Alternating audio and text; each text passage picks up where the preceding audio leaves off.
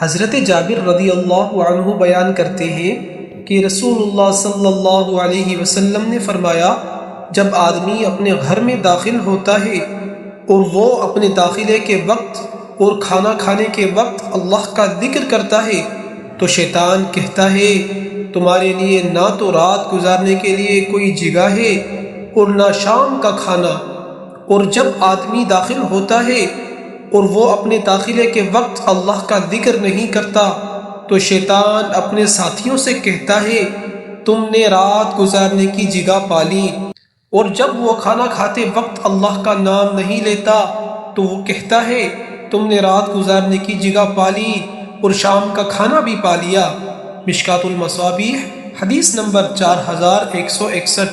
رسول اللہ صلی اللہ علیہ وسلم نے فرمایا، اور جان لو کہ نماز تمہارا بہترین عمل ہے اور وضو کی حفاظت صرف مومن شخص ہی کر سکتا ہے۔ مشکات المصابیح حدیث نمبر 252۔